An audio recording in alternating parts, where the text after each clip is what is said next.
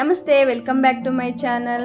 ಇವಾಗ ಊಟ ಅಂದರೆ ಅದರಲ್ಲಿ ಪ್ರೋಟೀನ್ ಇದೆಯಾ, ಫೈಬರ್ ಇದೆಯಾ, ಅದರಲ್ಲೂ ಈಗಿನ ಮಕ್ಕಳಂತೂ ಮಕ್ಕಳಿಗೆ ನಾವು ಕೊಡೋದು ಅಥವಾ ದೊಡ್ಡವರಾಗಲಿ ತುಂಬ ಜನ ನೋಡೋದು ಫುಡ್ಡಲ್ಲಿ ನಾವೇನು ತಿಂತಾ ಇದ್ದೀವಿ ರುಚಿ ಜೊತೆಗೆ ಪ್ರೋಟೀನ್ ಇದೆಯಾ, ಫೈಬರ್ ಇದೆಯಾ ಅಂದ್ಬಿಟ್ಟು ಇವತ್ತಂಥದೇ ಒಂದು ರುಚಿಕರವಾದ ಆರೋಗ್ಯಕರವಾದ ಪ್ರೋಟೀನ್ ಯುಕ್ತ ಒಂದು ಸೋಯಾ ಚಂಕ್ಸಿಂದ ಮತ್ತು ಕಾಳುಗಳ್ನ ಯೂಸ್ ಮಾಡಿದ್ದೀನಿ.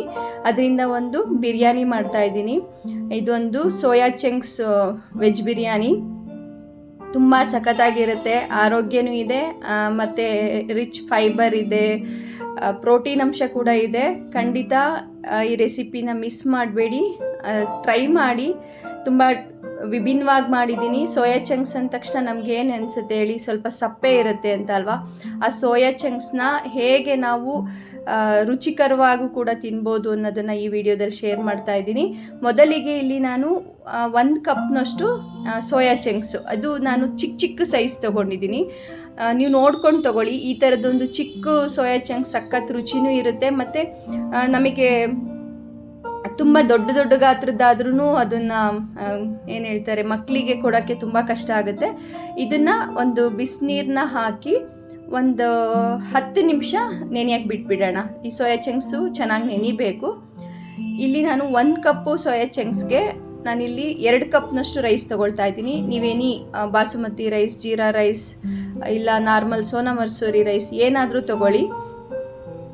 ಈಗ ನೋಡಿ 10 ನಿಮಿಷ ಆದಮೇಲೆ ಚೆನ್ನಾಗಿ ನೆಂದಿದೆ. ಹಿಂಗೆ ಈ ಥರ ನೋಡಿ, ಪ್ರೆಸ್ ಮಾಡಿದಾಗ ಕಟ್ಟಾಗಬೇಕು, ಆ ರೀತಿ ಇದ್ದಾಗ ಕರೆಕ್ಟಾಗಿ ನೆಂದಿದೆ ಅಂದ್ಬಿಟ್ಟು ಈಗ ಅದನ್ನು ಎಕ್ಸ್ಟ್ರಾ ನೀರನ್ನೆಲ್ಲ ಈ ಥರ ಸ್ಕ್ವೀಸ್ ಮಾಡಿ ತೆಗಿತಾ ಇದ್ದೀನಿ. ಅದನ್ನು ಒಂದು ಪಾತ್ರೆಗೆ ಹಾಕ್ಕೊಳ್ಳೋಣ. ಆವಾಗಲೇ ಹೇಳಿದ್ನಲ್ಲ, ಸೋಯಾ ಚಂಕ್ಸ್ ಅಂದರೆ ಯಾವಾಗಲೂ ಸಪ್ಪೆ ಇರುತ್ತೆ ಅಂತ. ಅದಕ್ಕೋಸ್ಕರ ಈಗ 1/4 ಕಪ್ನಷ್ಟು ಮೊಸರು, 1 ಸ್ಪೂನಷ್ಟು ಹಚ್ಚ ಖಾರದ ಪುಡಿ, ಸ್ವಲ್ಪ ಅರಿಶಿನ, ರುಚಿಗೆ ತಕ್ಕಷ್ಟು ಉಪ್ಪು ಎಲ್ಲವನ್ನೂ ಹಾಕಿ ಈಗ ಸೋಯಾ ಚಂಕ್ಸ್ನ ಮ್ಯಾರಿನೇಟ್ ಮಾಡೋಣ.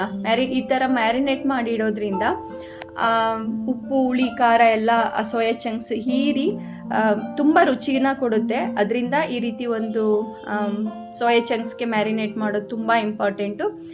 ಈಗ ಇದನ್ನು ಈ ರೀತಿ ಮಾಡಿ ಒಂದು 10 ನಿಮಿಷ ಹಾಗೆ ಬಿಟ್ಬಿಡೋಣ. ಅಂದರೆ ಅದು ಟೈಮ್ ತೊಗೊಳ್ಬೇಕು ಅಂತ ಏನಿಲ್ಲ, ನಾವು ಬೇರೆ ಪ್ರೋಸೆಸ್ ಎಲ್ಲ ಮುಗಿಸೋ ಅಷ್ಟರೊಳಗೆ ಇದು ಕರೆಕ್ಟ್ ಅದಕ್ಕೆ ಉಪ್ಪು ಖಾರ ಹೀರಿ ರೆಡಿಯಾಗಿರುತ್ತೆ. ಈಗ ನಾನು ಒಂದು ಕುಕ್ಕರ್ಗೆ 3 ಸ್ಪೂನಷ್ಟು ಕುಕ್ಕಿಂಗ್ ಆಯಿಲು ಮತ್ತು 2 ಸ್ಪೂನಷ್ಟು ತುಪ್ಪನ ಹಾಕ್ಕೊಳ್ತಾ ಇದ್ದೀನಿ. ನೀವು ಬರೀ ತುಪ್ಪದಲ್ಲೇ ಮಾಡ್ಬೋದು, ಇಲ್ಲ ಬರೀ ಆಯಿಲಲ್ಲೇ ಮಾಡ್ಬೋದು. ಸ್ವಲ್ಪ ಸ್ಪೈಸಸ್ನ ಹಾಕ್ಕೊಳ್ತಾ ಇದ್ದೀನಿ. ಇಲ್ಲಿ 2 ಈರುಳ್ಳಿ, ದೊಡ್ಡ ಗಾತ್ರದ್ದಾದರೆ 2 ತೊಗೊಳ್ಳಿ, ಇಲ್ಲ 3 ತೊಗೊಳ್ಳಿ. ಈರುಳ್ಳಿ ಜಾಸ್ತಿನೇ ಇದ್ದರೆ ಚೆನ್ನಾಗಿರುತ್ತೆ.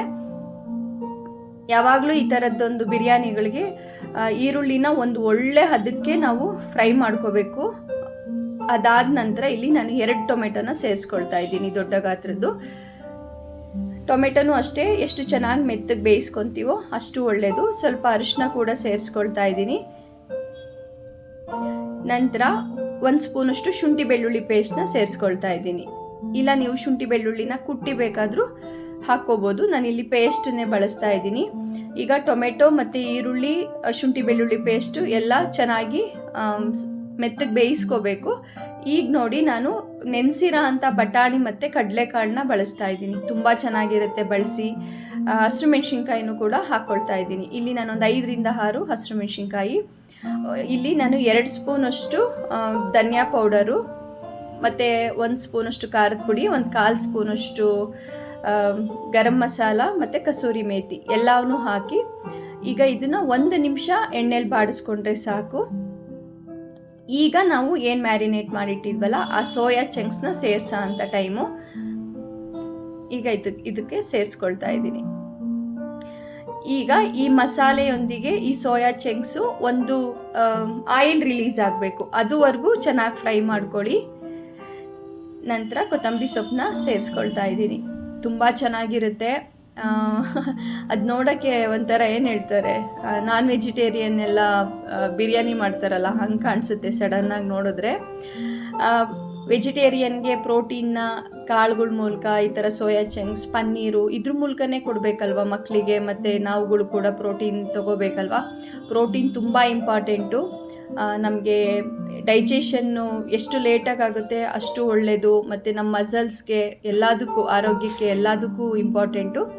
ಈಗ ನೆನೆಸಿರೋ ಅಂಥ ಅಕ್ಕಿ ಹಾಕಿ 1 ನಿಮಿಷ ಬಾಡಿಸಿದ ನಂತರ ನಾನಿಲ್ಲಿ 2 ಕಪ್ಪು ರೈಸ್ ತೊಗೊಂಡಿದ್ನಲ್ಲ, 4 ಕಪ್ನು ಬಿಸಿನೀರನ್ನ ಸೇರಿಸ್ಕೊಳ್ತಾ ಇದ್ದೀನಿ. ಕುದಿಯೋ ನೀರನ್ನ ಸೇರಿಸ್ಕೋಬೇಕು. ನಾವು ತಣ್ಣೀರು ಹಾಕಬಾರ್ದು ಯಾವಾಗಲೂ ಈ ಥರ ಬಿರಿಯಾನಿಗಳನ್ನ ಮಾಡಬೇಕಾದ್ರೆ.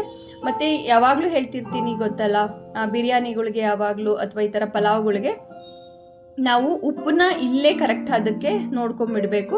ನಂತರ ಮೇಲೊಂದು ಸ್ಪೂನ್ ತುಪ್ಪ, ಒಂದು ಅರ್ಧ ನಿಂಬೆಹಣ್ಣಿನ ಜ್ಯೂಸನ್ನ ಹಾಕ್ಕೊಳ್ತಾ ಇದ್ದೀನಿ. ನಿಂಬೆಹಣ್ಣಿನ ರಸ ಹಾಕೋದ್ರಿಂದ ಒಂದು ಅನ್ನನೂ ಉಡುಡಿಯಾಗಿ ಚೆನ್ನಾಗಿ ಬರುತ್ತೆ. ಚೆನ್ನಾಗಿ ಕುದಿ ಬರಲಿ. ಒಂದು ಕುದಿ ಬಂದಾಗ ಒಂದೇ ಒಂದು ಪ್ರೆಷರ್ ಕೂಗಿಸ್ಕೊಳ್ಳಿ ಸಾಕು.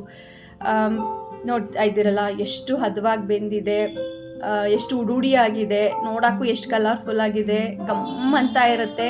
ತುಪ್ಪ ಹಾಕಿ ಮಾಡಿ ಸಕ್ಕತ್ತಾಗಿರುತ್ತೆ, ಎಲ್ಲರಿಗೂ ಇಷ್ಟ ಆಗುತ್ತೆ. ಖಂಡಿತ ಈ ರೆಸಿಪಿ ನಿಮ್ಗೆ ಇಷ್ಟ ಆಗಿರುತ್ತೆ ಅಂದ್ಕೊಳ್ತೀನಿ. ಟ್ರೈ ಮಾಡಿದ ಮೇಲೆ ಕಮೆಂಟ್ ಸೆಕ್ಷನ್ ತಿಳಿಸಿ, ಶೇರ್ ಮಾಡಿ, ಲೈಕ್ ಮಾಡಿ, ನಮ್ಮ ಚಾನಲ್ ಸಬ್ಸ್ಕ್ರೈಬ್ ಮಾಡ್ಕೊಳ್ಳಿ. ಮತ್ತೆ ಸಿಗುವ ನೆಕ್ಸ್ಟ್ ವಿಡಿಯೋದಲ್ಲಿ. ಬಾಯ್.